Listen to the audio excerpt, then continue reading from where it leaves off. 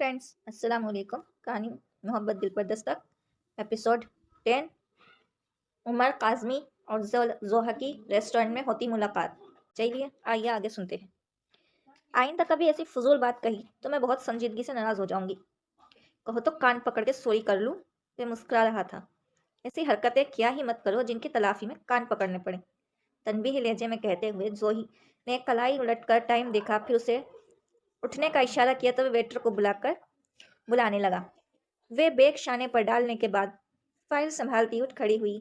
दुपट्टे को ठीक करते हुए इसने यूं ही रेस्टोरेंट में बैठे लोगों पर सरसरी सी निगाह डाली तो दाहिनी तरफ अपने तीसरी मेज पर नजर पड़ते ही इसकी धड़कनें रुक सी गईं। अपनी वीरानियां छुपाने को दर्द का जाल बुन रहा हूं मैं। हाल में अपने गुम सही, लेकिन धड़कनें तेरी सुन रहा हूं मैं। अब चल भी पड़ो जूही, क्यों फ्रीज हो गई हो? उमर की आवाज उसे एक बारगी हवास में ले आई। हाँ। अपने हाथों पैरों में सनसनाहट सी महसूस करते हुए इसने उमर की तरफ देखा था। चलो। अपनी नशिस्त छोड़ खड़ा था। वह मन मन होते कदम बमुश्किल उठाती इसके साथ बैरूनी दरवाजे की तरफ बढ़ी तो उसे अपनी पुश्त पर मुइद हुस्न की निगाहों की तपिश बहुत अच्छी तरह महसूस हो रही थी। तुम मिले हो तो क्या खुद से कलाम, वरना हम चुप थे बहुत। अपने ही आप से भी चुप थे बहुत। बात मामूली थी, होती अगर सोचे तो। बात कुरान हुआ करती है, बात फरमान हुआ करती है, बात में ज़ात हुआ करती है शामिल, वरना गुफ्तगू में कोई तफरीक ही बाकी न रहे। खुद से एक उम्र खामोशी में कटी। जाने किस खौफ ने, किस खदशे ने जकड़ी थी ज़बानें। जाने जंजीर थी या लफ्ज़ों में। निकला तुम आए तो पकड़ टूट गई। खुद कलामी का ये अंदाज भी क्या खूब कि हम तुमसे बोले ही चले जाते हैं, बात रुकती ही नहीं। एक से एक पड़ी रूह की होठों में गिरहा खोले ही चले जाते हैं, रंग घोले ही चले जाते हैं, खोले ही चले जाते हैं, तुमसे बोले ही चले जाते हैं। वह अपने बिस्तर पर चित लेटा छत पर नजरें जमाए हुए था। तसव्वुर में कोई बहुत दिल पसंद मंजर था या फिर कोई दिलरुबा चेहरा। तभी होठों पर मुस्तकिल मुस्कुराहट का डेरा था। तो नौफिल अहमद, इस तरह असीर मोहब्बत होना था तुम्हें। ना कोई अफसानुई मुलाकात, ना खूबसूरत गुफ्तगू।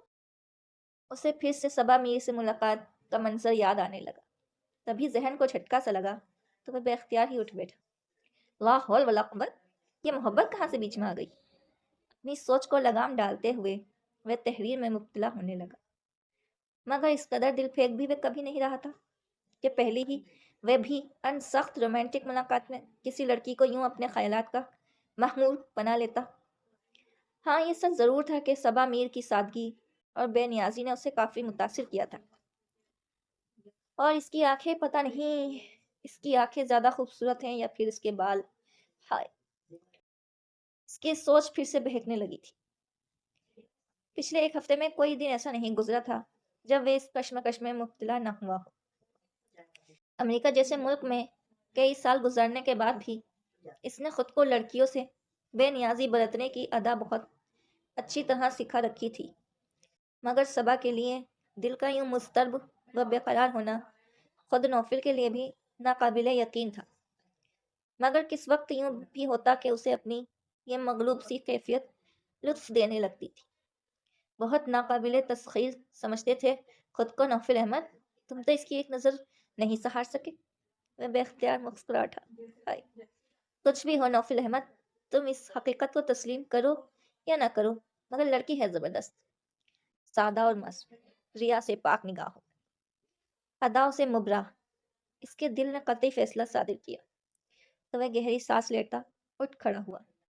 साइड बोर्ड पर से की चैन और मोबाइल उठाया।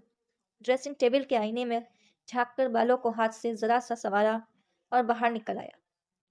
दिल व जहन किसी खुशगवार से एहसास में डूबे हुए थे, इसलिए मूड भी बहुत अच्छा था। लाउंज तक आते वक्त वह जाले का नंबर मिला चुका था। Hello dashing man, call receive करते ही जाले की खिलखिलाती आवाज गूंजी। कैसी हो? ठीक हूँ। कहाँ हो? वापस आ चुकी हूँ मगर बहुत बिजी हूँ, वह बेचारगी से बोली।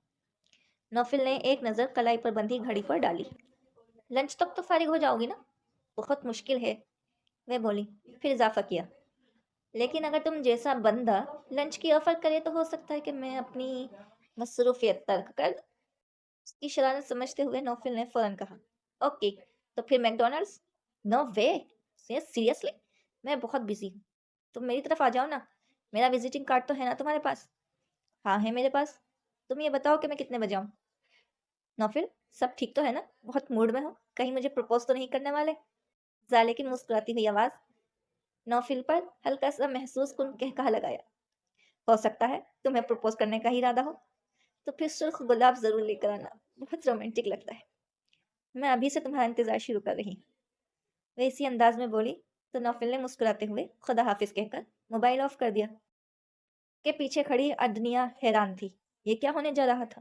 نوفل احمد ایک بار پھر ہاتھوں سے نکلنے والا تھا۔ اوہ گاڈ! خود کو تیزی سے سنبھالتی پھر اس کے سامنے والے صوفے پر آ بیٹھی۔ کہاں کی تیاری ہے؟ تیاری؟ نوفل نے ایک نظر اپنے حلیے پر ڈالی۔ بلو جینز اور بلیک ٹی شرٹ، پیروں میں کالزہ پہنے وہ عام طور سے زیادہ رف حلیے میں تھا۔ یہ تمہیں تیاری لگ رہی ہے؟ اس نے حیران ہو کر پوچھا تو میں بڑے انداز سے بولی، تم تو عام سے حلیے میں بھی بہت خاص لگتے ہو، تم بہت خاص ہو نوفل، کیونکہ تم ہو، یہ تو تمہارا حسن نظر ہے۔ ویسے تم ابھی سو کر تو نہیں اٹھی؟ میں پوچھ رہا تھا۔ نہیں تو کیوں؟ میں اسے دیکھنے لگی۔ ایسی باتیں عموماً نیند کی حالت میں منہ سے نکلتی ہیں نا، اس لیے پوچھ رہا ہوں۔ نوفل مسکرایا تو ادنیا نے اسے خفیف سا گھور کر دیکھا، پھر رعب سے بولی، تم یہ بتاؤ کہ جا کدھر رہے ہو؟ تمہیں کیا الہام ہوا ہے؟ میں تو آرام سے بیٹھا ہوا ہوں، نوفل نے کہا تو وہ آرام سے بول، ابھی تم فون پر بات کر رہے تھے کسی سے کہ میں ابھی آ رہا ہوں؟ پکی جاسوس ہو تم یار، بھائی زالے کی طرف جا رہا تھا میں، وہ ہلکی سی سانس بھرتے ہوئے بولا تو دنیا کی دھڑکنیں تھمنے لگی۔ خیریت تو ہے نا؟ تم زالے سے کچھ زیادہ ہی نہیں ملنے لگ گئے؟ اس نے چبھتے ہوئے لہجے میں پوچھا تو اس کے انداز کو سمجھے بغیر میں مسکرا کر بولا، ابھی وہ بھی یہی پوچھ رہی تھی کہ کہیں میں اسے پرپوز تو نہیں کرنے والا؟ ادنیا کے سر پر جیسے کسی نے بم کا دھماکہ کر دیا۔ تو کیا تم واقعی؟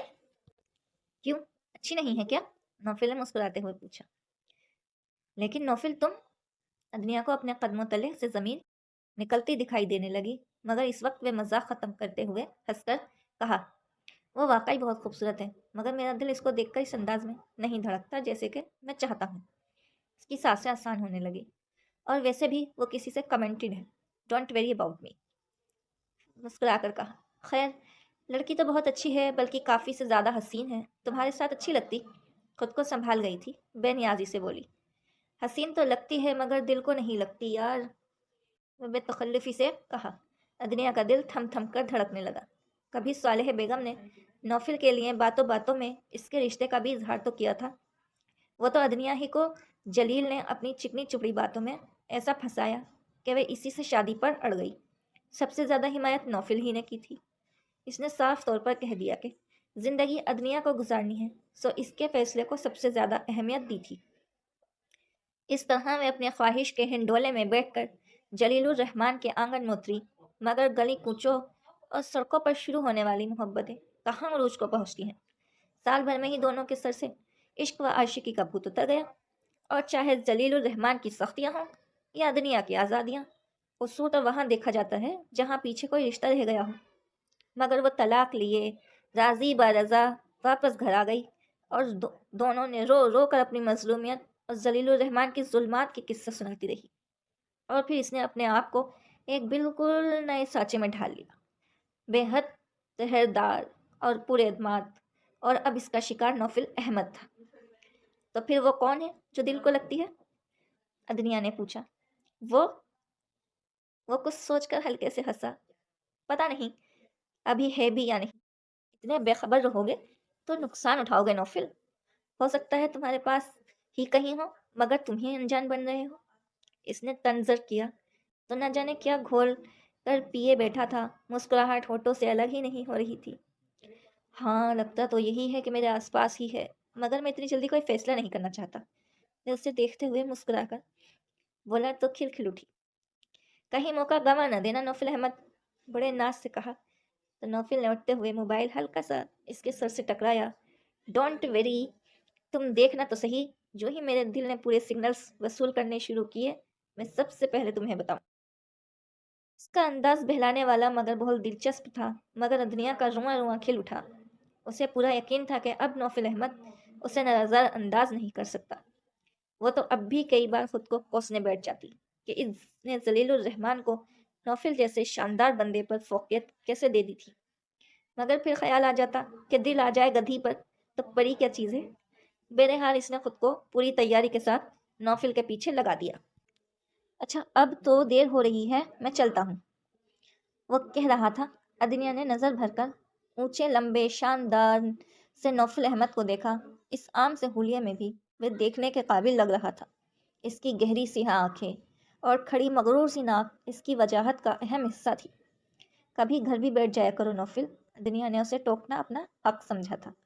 ساری عمر تمہارے ساتھ ہی تو بیٹھنا ہے، ابھی فی الحال زالے سے ملنا بہت ضروری ہے، وہ کہتا ہوا چلا گیا، مگر ادنیا تو جیسے ہواؤں میں اڑنے لگی۔ یہ کن خوشیوں کا اذان دے رہا گیا تھا، وہ کن خوشیوں کا زر کھول گیا تھا کہ اسے اپنی پور پور مہکتی محسوس ہونے لگی تھی۔ سیاہ گلاس ڈور کو ڈھکیلتا وہ سیدھا روپرش پر پہنچا، جہاں اس ماڈرن سی لڑکی بطور ریسیپشنسٹ پر براجمان تھی۔ مجھے مس زالے افریدی سے ملنا ہے۔ آپ کا نام سر؟ اس کے ہونٹوں پر ہلکی باری مسکراہٹ تھی۔ اس کے شاندار شخصیت دیکھ کر وہ یقیناً اسے کوئی نیا ماڈل سمجھ رہی تھی۔ نوفل احمد، وہ مسکرا کر بولا۔ تو اس کا نام سن کر لڑکی نے کان سے لگا ریسیور ہٹا کر کینڈل پر رکھ دیا اور پاس رکھی پرچی اٹھا کر پڑھتے ہوئے خوشگواری سے بولی، آپ کے لیے تو میڈم نے خاص ہدایت کر رکھی ہے کہ آپ کو انتظار کی زحمت بالکل نہیں دینی چاہیے۔ Thank you. کہاں ہوں گی اس وقت؟ نوفل نے پوچھا۔ سیکنڈ فلور، لفٹ سے نکلتے ہی رائٹ ہینڈ سائڈ پر بالکل سامنے میڈم کا آفس ہے، وہ روانی سے بولی۔ تو محل واقعہ ذہن نشین کرتے ہوئے نوفل نے اس کا شکریہ ادا کیا اور سامنے موجود لفٹ کی طرف بڑھ گیا، جبکہ ریسیپشنسٹ ایک مرتبہ پھر ریسیور اٹھا کر شاید زالے کو اس کی آمد سے آگاہ کرنے لگی تھی۔ اس کا آفس ڈھونڈنا نوفل کو مشکل نہیں لگا تھا۔ وہ کبھی اس صورت میں کہ خود کو اپنے آفس کا دروازہ کھولے کھڑی تھی۔ تم تو ریڈ روز لانے والے تھے؟ زالے نے اسے گھورا تو وہ مسکرا کر کہا، کیوں مجھے اس خانزادے کے ہاتھوں میں مرحوم کروانے پر تلی ہوئی ہو؟ کہیں تم سچ مچ تو نہیں سمجھ رہی کہ میں تمہیں پرپوز کرنے کا ارادہ لے کر آیا ہوں؟ ہماری ایسی قسمت کہاں صاحب۔ زالے نے ہلکی سی مصطفانہ سانس بھرتے ہوئے اسے اندر آنے کا راستہ دیا، تو اس کی آنکھوں پر شرارت چھلک رہی تھی۔ نگی کی انگیجمنٹ کا فنکشن کیسا رہا؟ اس نے ایک سائڈ پر دھرے صوفے کی طرف بڑھتے ہوئے پوچھا، تو وہ بولا، اچھا رہا، بلکہ میرے لیے تو بہت شاندار ہی اچھا رہا۔ کیا مطلب؟ اس کے سامنے والے صوفے میں دھنستے ہوئے زالے نے اسے قدرے گھور کر دیکھا تو وہ مسکراہٹ چھپاتے ہوئے اس کے آفس کو خوبصورت ڈیکوریشن دیکھنے لگا۔ بلیک فرنیچر جانب نظر پڑتے اور اس کی میچنگ ڈیبریز کارپیٹ۔ آفس تو بہت اچھا ہے تمہارا۔ ایکسکیوز می نوفل احمد، تم ایک انتہائی ضروری بات چھوڑ کر احمقانہ باتوں میں الجھ رہے ہو۔ زالے نے کچھ اس یقین سے کہا کہ وہ مزید اداکاری نہیں کر سکا، مگر پھر حیران ہو کر پوچھنے لگا، کون سی ضروری بات؟ وہی جو اس فنکشن میں ہوئی ہے۔ زالے نے کھوجتی نظروں سے اس کا چہرہ دیکھا تو لخت بھر اسے دیکھتے رہنے کے بعد وہ بڑی بے بسی سے بولا، زالے یار، محبت کیا ہوتی ہے؟ یہ بتانے کی نہیں، بیتنے کی چیز ہے، اس نے اطمینان سے کہا۔ پھر حیرت سے بولی، مگر تم کیوں پوچھ رہے ہو؟ تمہیں تو اس لفظ سے بھی الرجی ہے۔ اچھا یہ بتاؤ کہ اگر کسی کو محبت ہو جائے تو اس کا پتہ کیسا چلتا ہے؟ اس کے پوچھنے پر زالے کو بے اختیار ہنسی آ گئی۔ گڈ گاڈ نوفل، تم تو یوں پوچھ رہے ہو جیسے میں تم سبجیکٹ میں ماسٹرز کر چکی ہوں۔ جب تمہیں شمائل سے محبت ہوئی تھی تب تم نے کچھ تو فیل کیا ہوگا نا؟ اس نے وجاہت چاہی اور اس تذکرے پر زالے کی آنکھوں میں جگر جگر کرتے ستارے اتر آئے۔ جانے کتنے حسین و جگمگاتے پل اس نے اپنی یادوں میں ذخیرہ کر رکھے تھے۔ میں نے بھی پتہ نہیں کتنے حسین چہروں کو ٹھکرا کر نوفل احمد میں بھی محبت جیسے جذبے کا خرافات سمجھتی تھی، مگر وہ ایک پل تھا، ایک پل جس میں اس آسمانی چیز نے ہمیں چھو لیا۔ تب آپ کو کچھ سمجھنے اور محسوس کرنے کی ضرورت محسوس نہیں ہوتی، یہ خود بخود دلوں میں گھر کر جاتی ہے۔ خون میں شامل ہو کر رگ رگ میں سیرات کر جاتی ہے۔ سمجھنا سمجھانا کچھ بھی نہیں پڑتا، سب کچھ خود ہی سمجھ میں آ جاتا ہے۔ وہ دلکشی سے مسکراہٹ کے ساتھ بولتے ہوئے چونک کر اس کی طرف متوجہ ہوئی تو وہ جلدی سے بولی، یوں ہی معلومات میں اضافہ کرنے کی خاطر تو نہیں پوچھ رہے ہو؟ اچھا، ہولیا تو تمہارا کچھ اور ہی کہانی سنا رہا ہے۔ زالے نے سر تاپا، اس کو تنظر سے دیکھا تو وہ کھنجل سے ہو کر سر کھجانے لگا۔ لگتا ہے کیوپیڈ کا نشانہ بہت صحیح جگہ پر لگا ہے۔ اس بار کون ہے؟ اس نے محظوظ ہوتے ہوئے پرتقین سے پوچھا۔